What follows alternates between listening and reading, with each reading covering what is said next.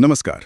आज हम बात कर रहे हैं सरदार वल्लभ भाई पटेल की। हाँ, जिन्हें हम सब लौह पुरुष के नाम से जानते हैं। बिल्कुल, और भारत का बिस्मार्क भी कहा जाता है उन्हें। जी, हमारे पास जो जानकारी है वो उनके पूरे जीवन पर रोशनी डालती है। मतलब गुजरात के एक गांव से शुरुआत। और फिर स्वतंत्र भारत के निर्माण में उनकी वो अहम भूमिका। सही कहा। तो आज हम इसी पर थोड़ी गहराई से बात करेंगे, है ना? हाँ, खास तौर पर ये समझने की कोशिश करेंगे कि उन्हें एकीकृत भारत का शिल्पी क्यों माना जाता है। चलिए फिर शुरू करते हैं उनकी शुरुआती जीवन से।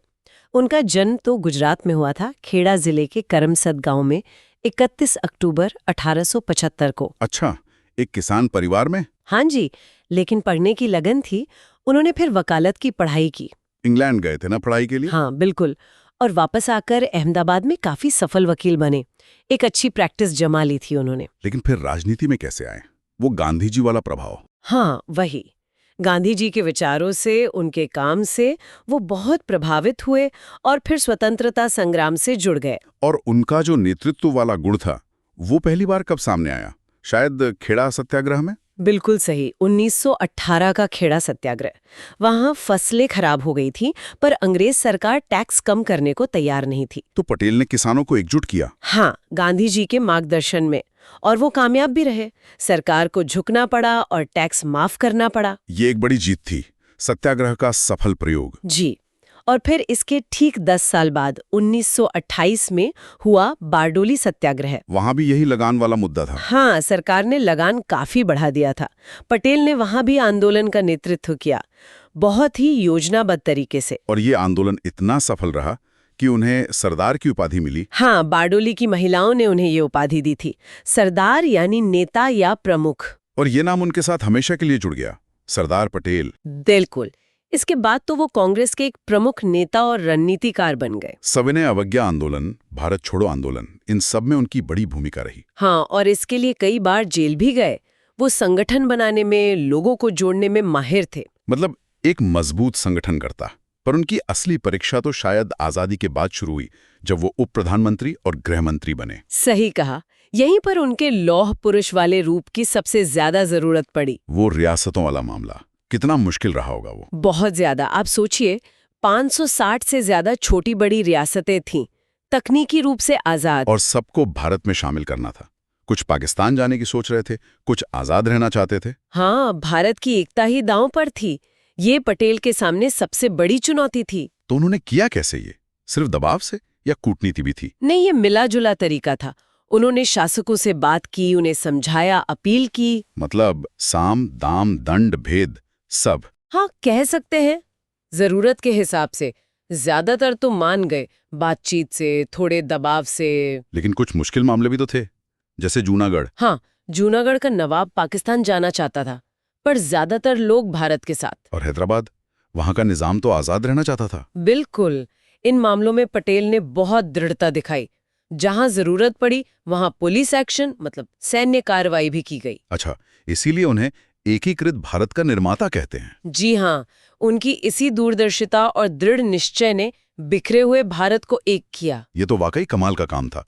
पर उनकी विरासत सिर्फ यहीं तक तो नहीं है। प्रशासनिक सेवाओं के बारे में भी उनका कुछ योगदान है। हाँ बिल्कुल। आज की जो आईएएस, आईपीएस जैसी अखिल भारतीय सेवाएं हैं ना, उन्हें भारत का स्टील फ्रेम कहा जाता है। और इसकी नींव रखने का श्रेय सरदार पटेल को जाता है। हाँ, उन्हें इन सेवाओं का जनक माना जाता है।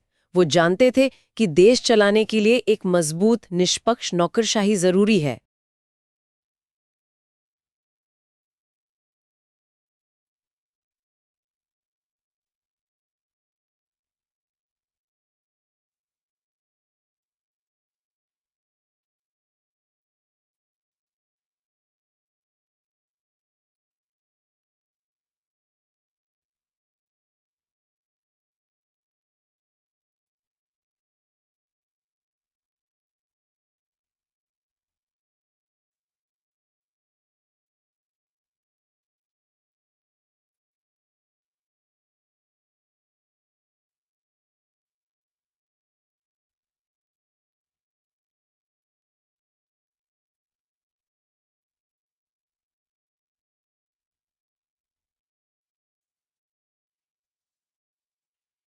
और आज उनकी याद में वो स्टैच्यू ऑफ यूनिटी भी है। हाँ, गुजरात में दुनिया की सबसे ऊंची प्रतिमा, ये उनके कद का प्रतीक है। उन्हें भारत रत्न भी मिला मरणोपरांत। जी, 1991 में। और उनका जन्मदिन 31 अक्टूबर अब राष्ट्रीय एकता दिवस के रूप में मनाया जाता है। ये बिल्कुल सही है। उनके सबसे बड़े काम को याद करने का दिन। 15 दिसंबर 1950 को उनका निधन हो गया, लेकिन उनका जो काम है, उनकी जो सोच है, वो आज भी जिंदा है। तो कुल मिलाकर सरदार पटेल सिर्फ एक स्वतंत्रता सेनानी नहीं थे, नहीं, वो एक राष्ट्र निर्माता थे, एक कुशल प्रशासक। एक दूरदर्शी नेता जिन्होंने आधुनिक भारत की नींव रखी। उनकी दृढ़ता, उनकी रणनीति कमाल की थी। हाँ, उनकी कहानी वाकई प्रेरणा देती है।